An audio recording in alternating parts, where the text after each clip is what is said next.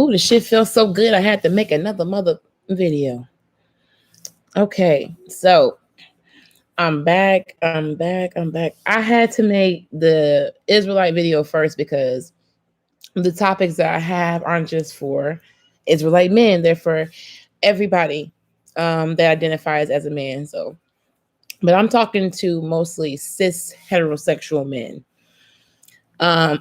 Mostly, yeah, cis heterosexual. I'm not talking to any gay men. I don't have enough information for this to be something that I will be talking to gay men about. So I'm going to leave gay men out of this because I'm going to do this. I am talking to mostly predominantly heterosexual Black men, Latino men of that sort. Okay, so I got some serious questions in mind. I don't understand about men, but I read on them every day. I understand, but I just don't get. It just don't make no sense to me. And I guess I'll say this. There was a video in which a man was telling a woman or telling women that men will exhaust your time looking for the other person that they're looking for and hold you as a placeholder. But I come to find out that women do the same thing. And I feel like we get mad at men for doing it, right? But my whole thing is like, why is it that and men always throw it back to the women and say that women weren't built the way they were, but I don't think that women are built the way they were because the women that went through so much stuff, they went through it. Like they went through a whole bunch of stuff back in the day. Grandma and Big Mama and them they didn't have no rights or voices. So they couldn't speak the way that we do as women that have power and choice. And I feel like women, now that we have that authority in our lives to make executive decisions where our husbands made those decisions, I feel like now the reason why men say that women aren't built the way they used to be is because we're not in the position where we need you. But I don't want it to be a disproportionate situation where we have a whole system of men don't need women, women don't need men. I wanted to be able to understand how we can bridge the gap and why we don't come together and understand one another. I feel like for women, I feel like when a man has a conversation with a woman and a woman says certain particular comments that he feels he doesn't agree with, he automatically says they're emotional or they're not backed up by fact. If a woman pulls out a fact on a particular website, then this person will say you're being emotional by choosing this particular argument. Notice that is basically trying to diffuse or take away from someone's argument by calling them emotional and saying that they can't possibly rationalize thought in their emotions. Whether someone is passionate behind the situation or not, facts are facts.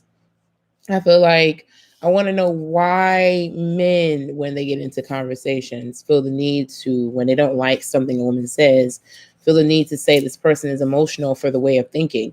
But when they come with a bunch of facts that support their idea and it's truly there, it's not like we're not talking about debatable situations where it may or may not be present, but it's actually present. Why is it that the conversation is still negatively referenced to the woman being emotional when clearly she's given thought? That's what I was kind of worried about. That's a question I always wanted to ask men. I want to ask brothers, why do they feel the need to call women emotional when they have issues with women in the way that they think? And they feel the need to say like, oh, well, you think this way, so you're being upset but if the person gives you actual fact, then how are they emotional if they're only expressing a thought that is backed up by what it is? That's something I always wanted to ask brothers. And then I wanted to ask brothers, how come when you date women, you don't really like the things the things they say? Not all men do this though. I've noticed that the people I've read for, I noticed that they were looking for their peace or to give them solid advice, but when they seem very apprehensive or defensive. And I don't understand why men ask things that they don't really want or are afraid of when they do get it. I guess that's another question I always want to know. Why do men always ask questions that they or they ask for things that they don't are not prepared for or ready for. But I guess I want to ask another thing too, and it's rhetorical questions in case you ever want to watch this video. If you're a man, you can pretty much like comment below. I will let the comments be open. I want to know also from your perspective, is there a such thing as monogamous men? Are there any men who particularly have dated a select amount of women in their lives and had different experiences, and they have decided that those experiences collectively are not comparable to one person, and they would like to spend their life with one indeed person without any desire or interest to expand?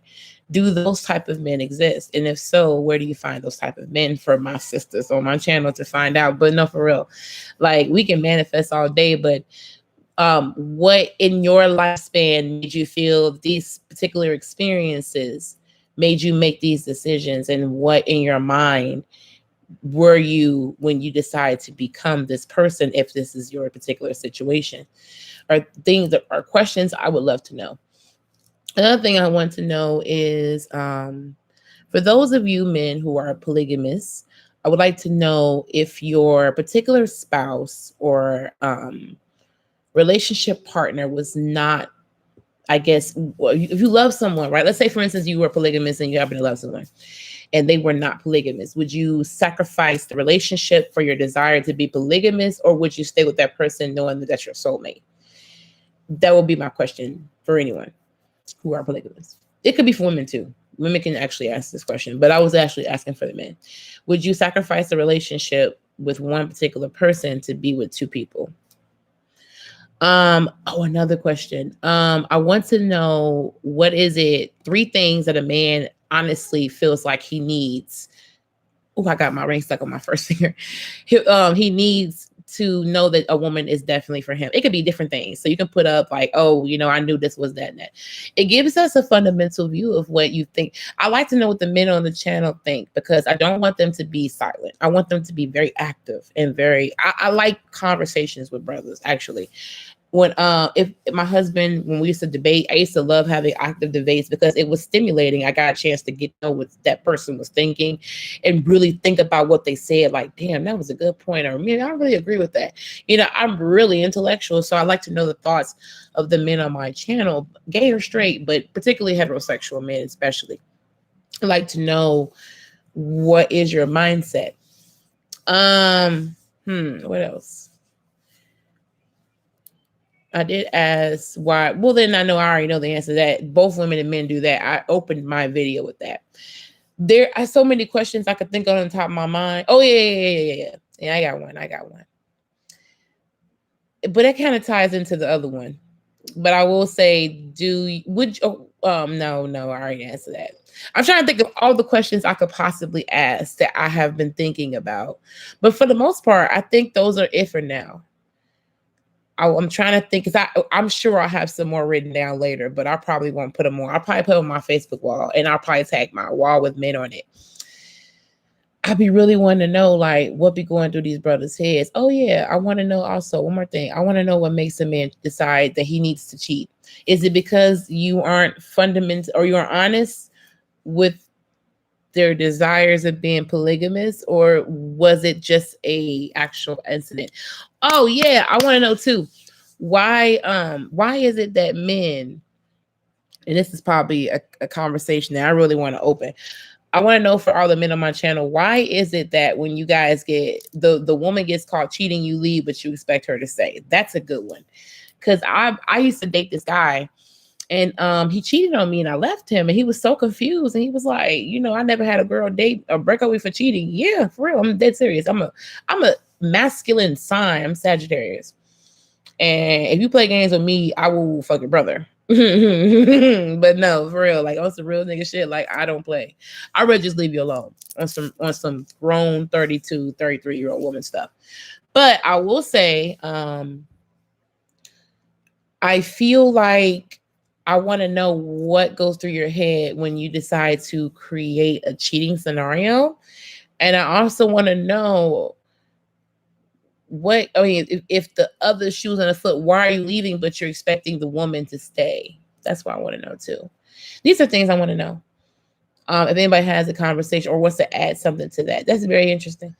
Also, oh, that's a good one. Another one. I'm glad I started talking and really thinking. I also want for brothers to chime in on their feelings about wanting to have, what is your thoughts about relationships? Should they be 50-50? Do you want to be the head of household? Are you old-fashioned?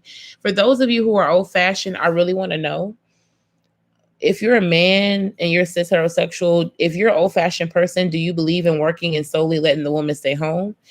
And if that's the case, what expectations are you expecting from her as far as obligations to equivocate your duties on the outside? So she's at the home front. What are you expecting her to do inside the house to feel as if the relationship is reciprocated, like this is equal? If you are a man that does 50-50, right? What is it? Why are your reasonings for going half with a woman? Why do you feel like a woman should go half with you, or why do you feel like you're worth going half with? And for those of y'all who are scrubs, I know y'all ain't on my damn channel. Why are you comfortable with not making any type of particular income and living off of someone that easily they can throw you out or die as COVID? I just want to know your thoughts and your ideas.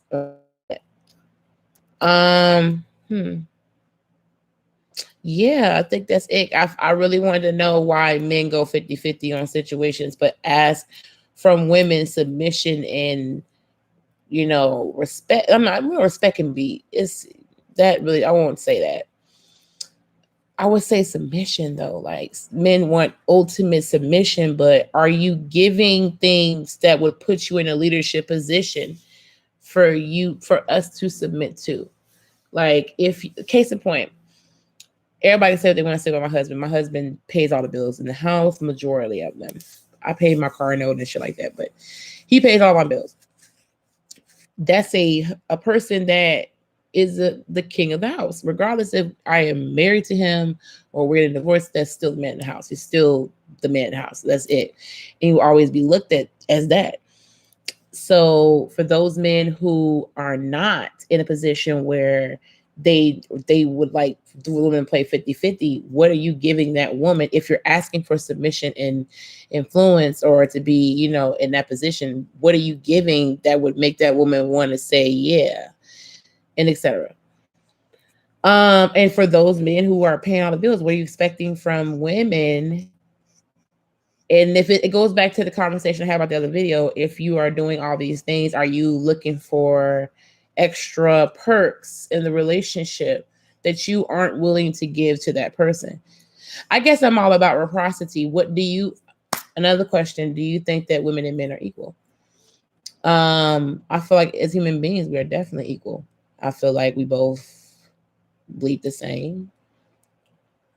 I feel like emotionally, no, maybe not, because we're different.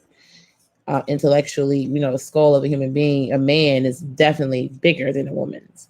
So there are some differentiations, but for the most part, I feel like there's different differentiations. I can't really say. But as human beings, I definitely believe we're equal. But I want to know your thoughts about psychologically, or a philosophical thought. What do you feel about that? And how do you interpret that? The question.